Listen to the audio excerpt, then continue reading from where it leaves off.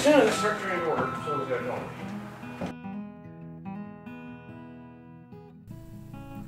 Yeah, sorry, Colton. So at this point in the project, we're trucking along. Colton's got the majority of the floor up and most of the beams out.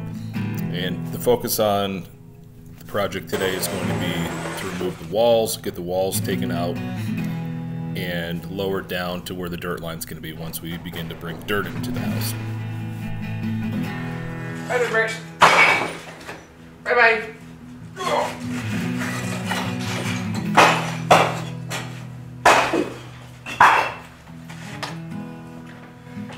Okay, I think I want to do the top layer of this from up here, just knock it down. I got enough block, I'm not worried if I smash a few. And then I'll do the rest from down there where I can try and save as many as I can, because it's easier to do from down there anyway. We'll do the top part of it from up here though. There you go, I'm going to grab my hair plugs, still be right back. So the wall that you see Colton working on here, that was a partition that kind of separated parts of the basement, so that's a doorway. And that particular part of the wall and what's to the right is in the way. Okay, so we have to be able to bring the dirt down in through the garage door with a machine, and if we don't get rid of the majority of this block wall here, we won't have the opening that we need in order to drive the skid steer down inside the basement in order to get dirt to the back part that you can't see here. But we have to be able to come down and then make a left-hand turn to fill dirt in. So we had originally kind of thought about maybe just filling this room in, actually blocking off that doorway and filling this basement and compacting it in stages. But we decided to go against that and just go ahead and fill the whole basement in at once, kind of for a couple reasons. One, just to save time, right? So we didn't want to sit there and have to fill one room, compact it, and then drive over that to dump dirt into the next section, compact it, and then we still had a challenge of how we were going to move the dirt into that back alcove, that back area of the house there where there's no clean access. So we opted to just go ahead and knock the wall down, get as much of it out of the way, and fill in the entire basement at once. I think that was the right decision. At least it seemed like it was at the time.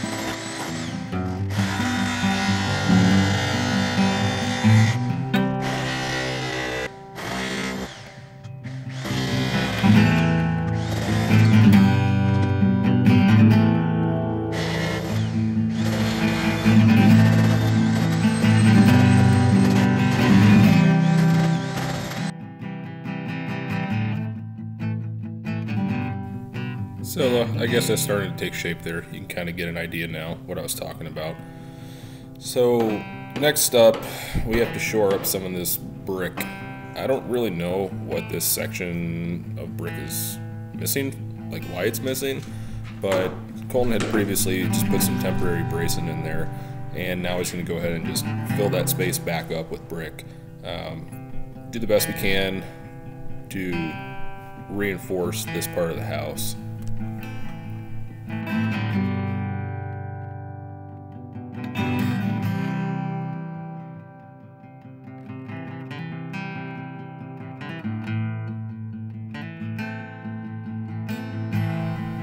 Being down in the basement at this point in the project, it's kind of interesting. You can kind of see how this house evolved over years if you take a step back and look at the foundation. There's several additions that this house saw over the years, and you can kind of see where they've tied in newer construction methods to older construction methods, even for back 100 years ago. The last addition to this house was probably around 1900. and the earliest information we can find so far dates this property back to around 1860 or so. So you can kind of see there's some newer construction in there where somebody went in and replaced some of the failing foundation with cinder blocks. There's like a poured slip form type foundation in part of this house, and then there's just like a brick that goes above the dirt line, probably for aesthetics. And then there's also just straight brick. So from the footing all the way up to the top of the wall, there's just brick. So this lots of cobbled together. I guess I wouldn't call it cobbled together. It does kind of work the way they did it, but you know, this is a house that was built in the middle of nowhere, and the last time work was done to this house, you know, in the early 1900s, there weren't hardware stores for people to run to, and you know, you kind of just had to use the materials that were available at the local lumber yard. So this is the last doorway that needs to get filled in, where the camera is positioned looking at Colton. That was like a basement area that we're going to just kind of leave for now. We needed to block up that doorway in order to make sure we can compact dirt properly on the other side. But this about wraps up this video, and the next one should be some dirt coming into the basement. So we'll see you then.